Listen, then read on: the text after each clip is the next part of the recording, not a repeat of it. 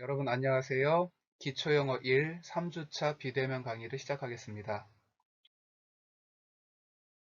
아마 내 생각에는 이렇게 비대면 강의를 하니까 여러분들이 오히려 더 번거롭고 바쁠 수도 있을 것 같아요. 지금쯤이면 이제 본인 수강 과목 잘 찾아갔을 것 같은데, 자, 오늘 동영상 수업을 시청하시고 밑에 댓글 달아주시면 이제 나중에 출석 체크해서 전자출석 입력할 거고요. 첫 주차에 내가 과제를 하나 낸 게 있습니다. My Daily Routine 간단하게 영작하세요 했는데 그리고 나서 이제 비대면 강의 공지가 연장됐다고 통보를 받은 상태예요. 그래서 오늘 여기 보시면 첨부 파일이 하나 있는데 한글 문서 파일인데 그걸 다운 받으시고 첫 주에 작성했던 과제를 수기로 작성한 사람들 대부분일 텐데 그거 사진 찍어서 한글 파일에 첨부를 시켜 놓으면 됩니다. 1페이지에. 그 다음에 2페이지부터는 간단한 안내에 따라서 여러분들이 워드로 작성을 하면 돼요. 지금 우선 공지받기론 비대면 수업 4주로 받았는데 나중에 일정이 변경이 될 수가 있어요. 그래서 매주 동영상 시청하시고 업데이트되는 파일을 다운받아서 복사해서 붙여넣기 하면 될 텐데 무슨 소린가 하면 여러분들이 나중에 파일 하나만 제출하면 돼요. 그 파일 속에는 아마 몇 페이지가 쌓여 있을 텐데 다시 말씀드립니다. 첫 주차에 손으로 작성한 친구들이 대부분일 거예요. 그 과제를 사진을 찍어서 한글 파일 1페이지에 붙여 넣고요.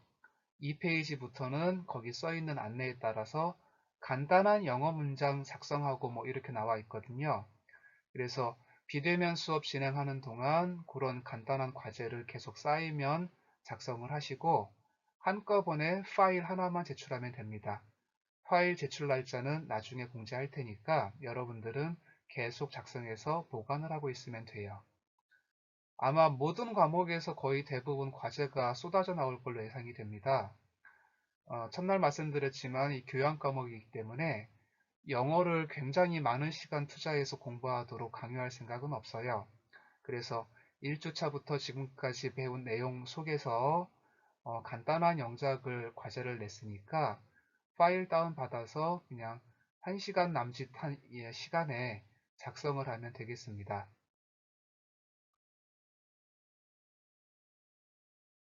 자, 오늘도 수업을 좀 시작을 해 봐야 되겠는데요. 지난 시간에 단어와 문장 몇 개가 나왔었고 혹시 기억나시는 거 4월은 잔인한 달, 오프 브로드웨이와 브로드웨이 차이점은 뭐 지난주 동영상 보시면 될 테고 자 질문 드립니다.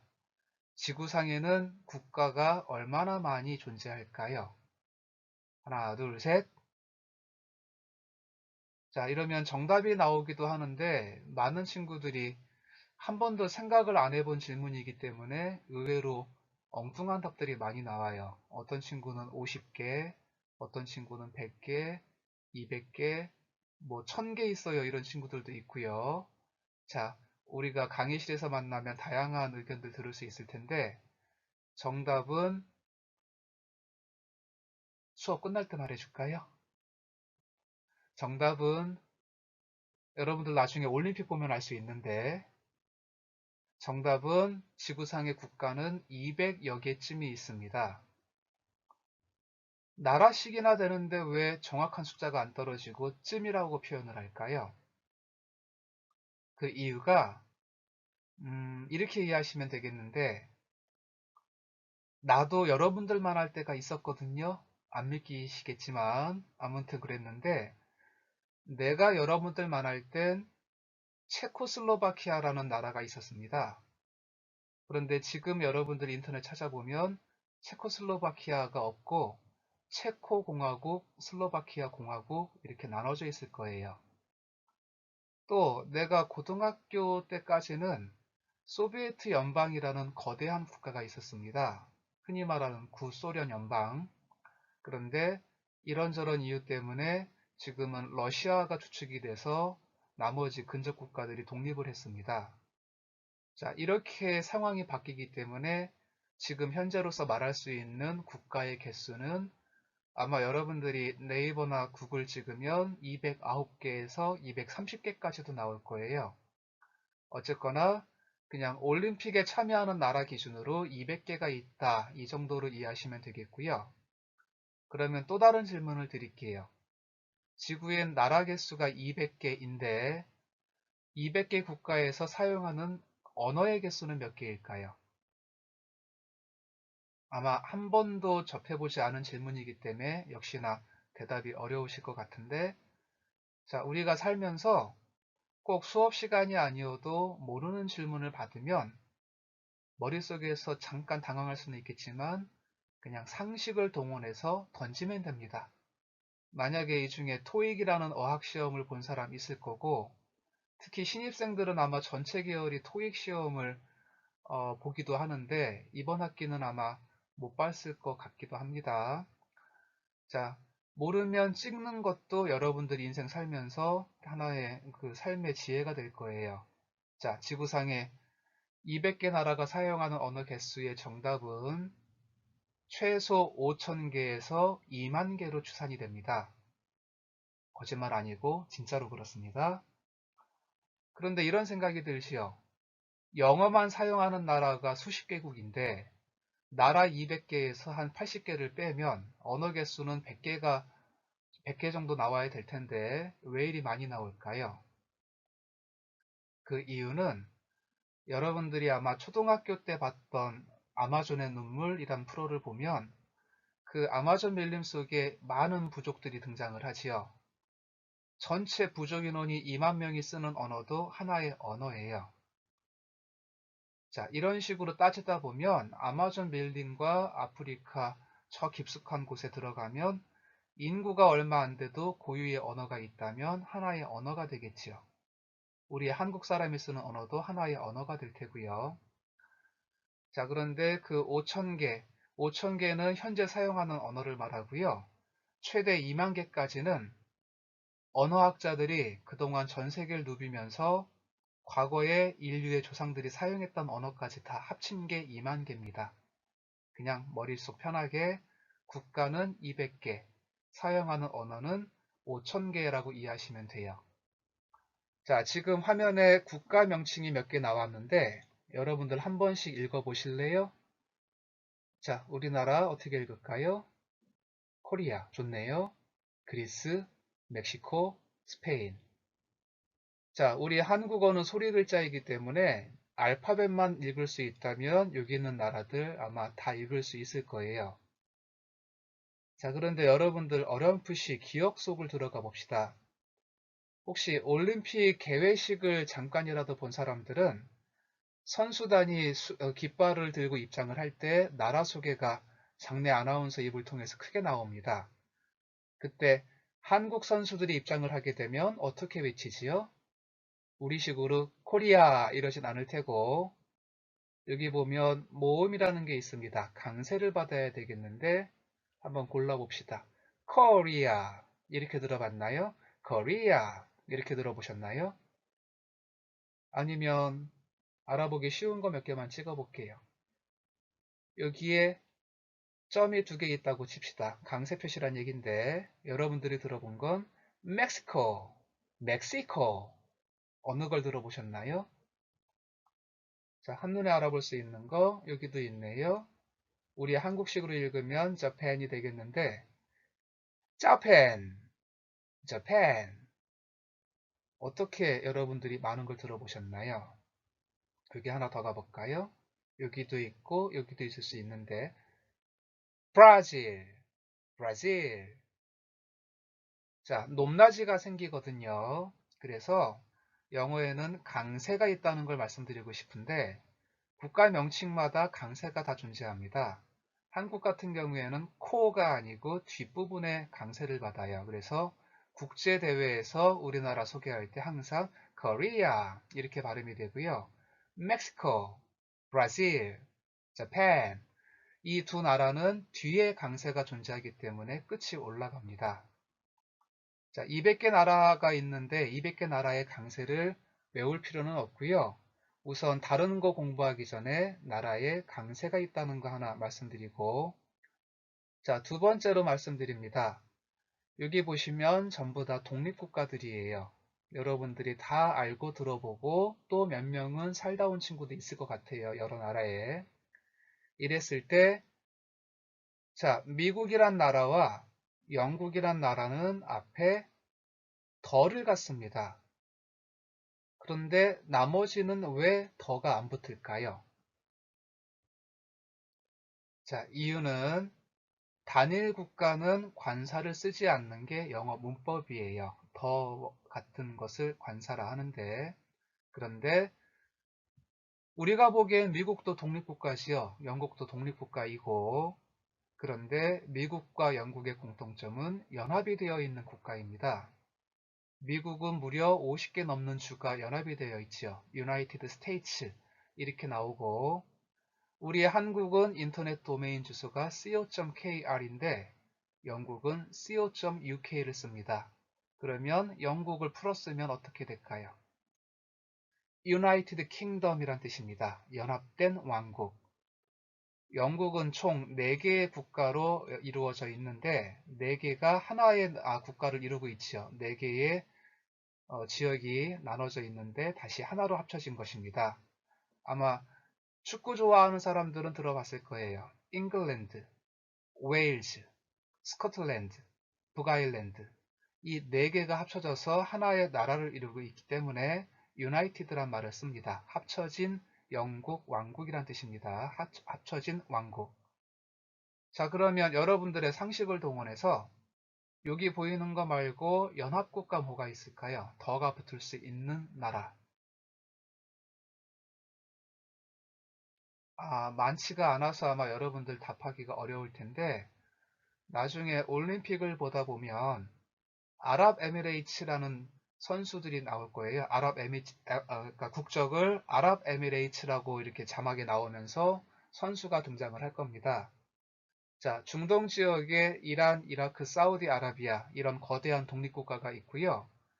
자, 군소국가들이 혼자서 국제대회에 나가기는 참 인원도 안 차고 어려우니까 하나의 연합을 만들었습니다. 그것을 바로 아랍에미레이츠라고 부릅니다.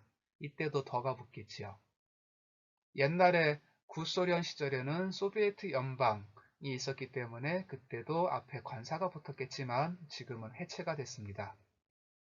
그러면 우리가 볼 수 있는 단일 국가조차도 국가 형태에 따라서 정말 단일 국가면 관사가 안 붙고 연합국가면 더가 붙습니다. 간단한 문법이고 상식 겸 말씀을 드렸으니 그냥 가볍게 기억하시면 되겠고요.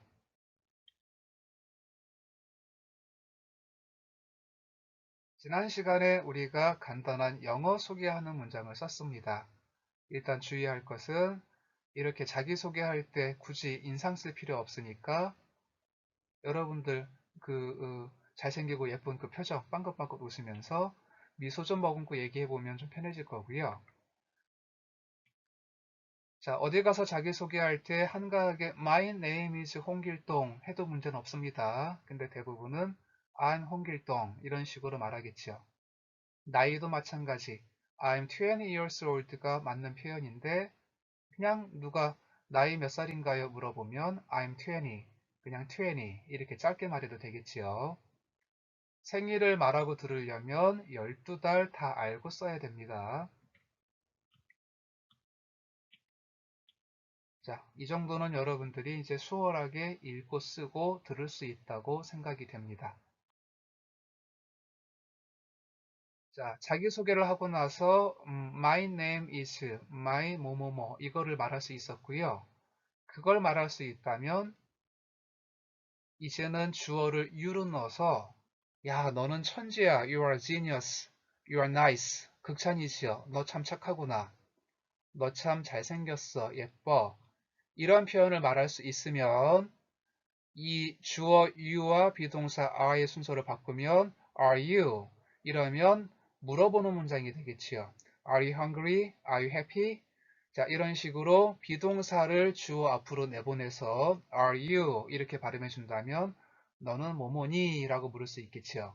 너가 여기 디자이너인가요? 또는 너 바쁘니? Are you?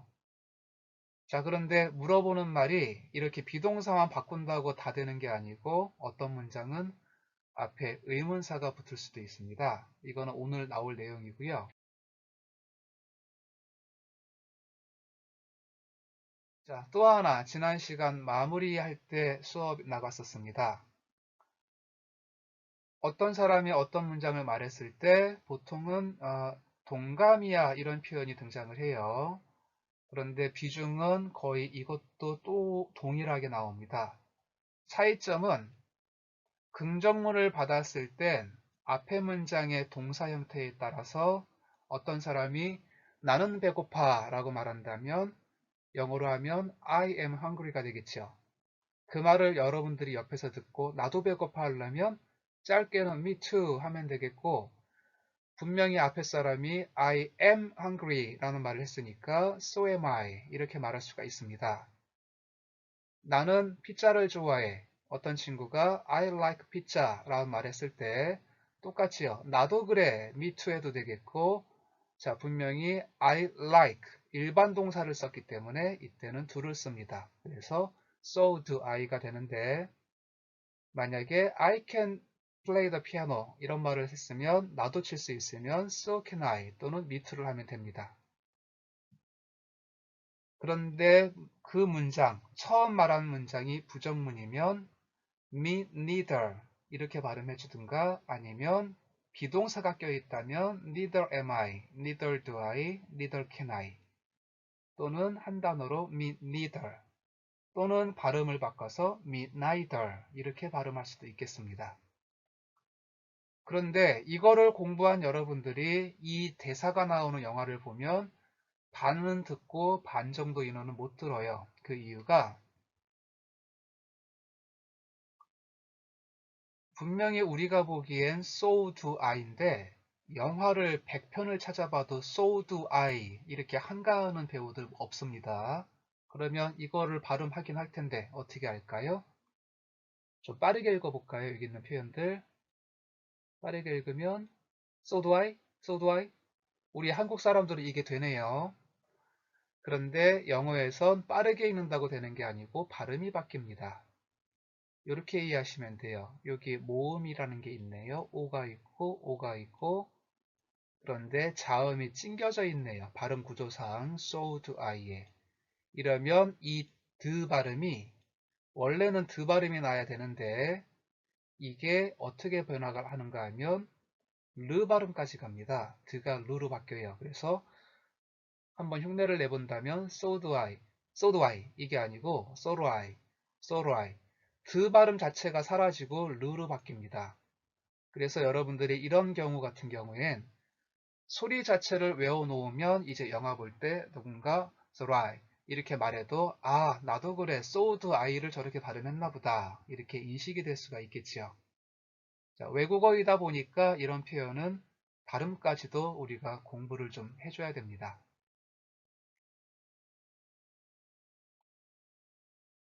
다음 페이지 보시면 everyday life, 일상생활인데 간단하게 여러분들이 한번 써보실 수가 있겠습니다. 여기 시간이 나와 있죠.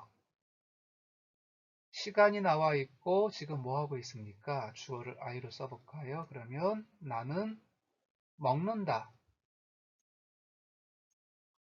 아침밥은 영어로 그렇죠. 이거 실제 써보게 하면 한 반에 한두 명 정도는 breakfast 철자가 어긋나기도 합니다. 못 쓰는 거를 구박하려는 게 아니고 쓰고 틀리면 철자는 고치면 돼요. 그리고 기본적인 단어 같으면 틀렸다면 한 번 더 써보고 익히는 게 가장 바람직하겠고요. 자, 여기 있는 동사는 뭘까요? 이 사람 지금 뭐 하는 것 같아요? 7시 30분에 집문을 나서고 있네요. 출근하는 것 같네요. 그러면 나는 7시 30분에 출근한다. 어떤 표현을 쓸까요? 8시 15분인데 학생들이 책 하나씩 들고 학교에 왔겠네요. 등교하다. 어떻게 쓸까요? 9시부터 10시까지는 아이쿠야 일정이 빡빡하네요. 죽음인데요. 9시부터 밤 10시까지. 영어에서 오전이 AM이고 오후는 PM이에요. 이걸 모르는 사람이 없을 텐데 이게 무슨 약자냐 물어보면 대답 하나도 못합니다. 왜냐하면 이걸 풀어서 쓰는 걸 못 들어봤기 때문에. 이게 아오이 디너 이런 라틴어에서 영어로 와서 약자만 쓰이고 있어요. 영어 발음식이 아닌데 이런 표현이 없었기 때문에 그냥 AM, PM, 오전, 오후로 딱 두 가지 나눠서 씁니다. 자, 잠자리에 들다는 영어로 뭘까요? 여러분들이 한번 생각을 해보셔야 되겠는데 정답 확인해 보시면 자, I eat breakfast at 7. 여기서 일단 breakfast를 기억을 하셔야 되겠는데 잠시 후 설명을 하겠습니다.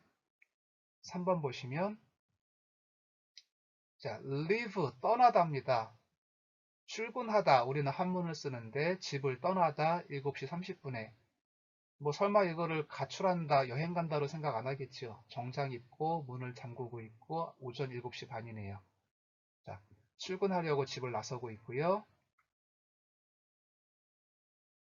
이거는 지금 외우세요. get to 하면 어디에 도착하다. 나중에 여행 가서 길 물어볼 때도 쓸 수 있는 표현입니다. get to 어디에 도착하다. I get to school 하면 나는 학교에 도착하다. 뒤에 시간 읽는 법 나옵니다. 시간 읽을 때는 가장 편한 게 순서대로 읽는 게 제일 편하긴 해요. 8:15. 근데 다른 표현도 뒤에 나올 것이고요. 자, 수업을 듣는다, 공부한다, 수강한다. 어떤 표현이 있을까요? 그냥 공부한다 나왔네요. I study. 그런데 여기도 from to가 있습니다. from A to B 하면 A에서 B까지. 여러분들이 보시기에 지금 굉장히 단순해 보이는데 예를 들어서 지금 체크한 from A to B 또는 get to 이것만 가지고 영작 문제를 내버렸을 때 몇 명의 학생들은 get to를 까먹어서 못 쓰고 from A to B가 머릿속에 익숙하지 않아서 틀리고 막 이래요. 자, 그런 일 없도록 하나씩 외워주시고 잠자리에 들다, 취침하다, 영어로 하면 침대에 가다. 바로 go to bed라는 말을 씁니다. 요거 하나 설명을 드릴게요. 아침밥이 breakfast인데 점심은 lunch, 저녁은 dinner예요.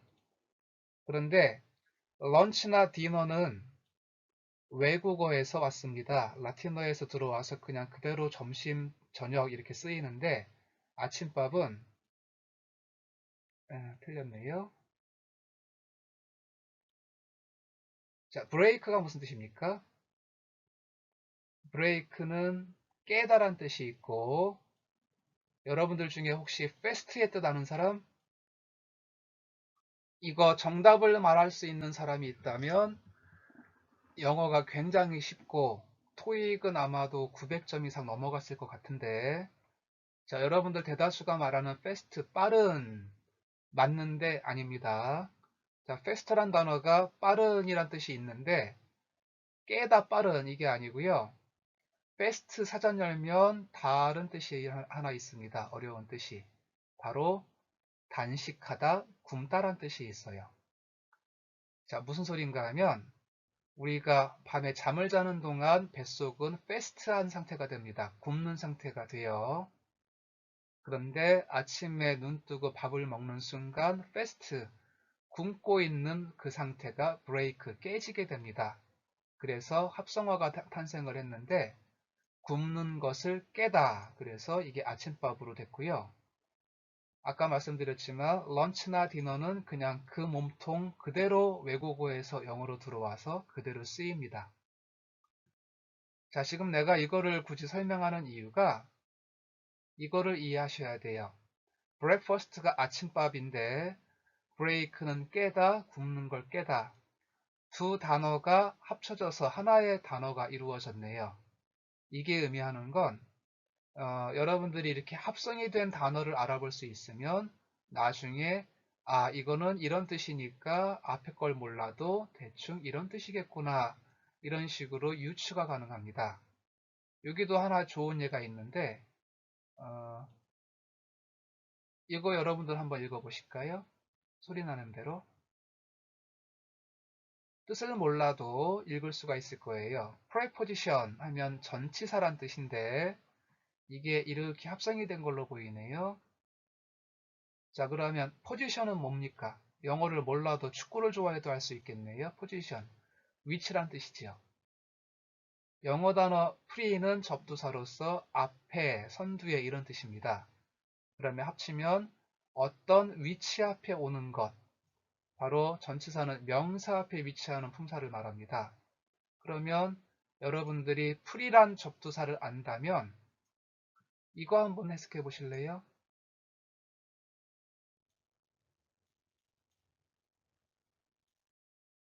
자, preview는 무슨 뜻일까요?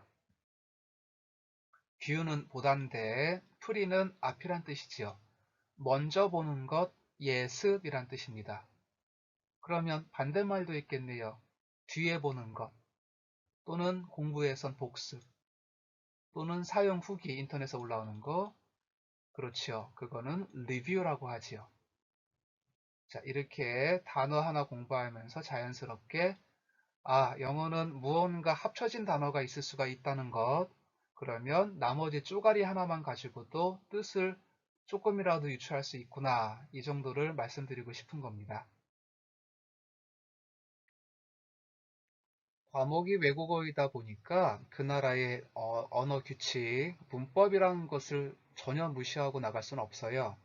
그래서 간단한 문법 하나 설명을 드리면, 우리 지금 앞 페이지에서 봤던 시간대별로 누가 몇 시에 뭐 한다 이렇게 나와 있었지요.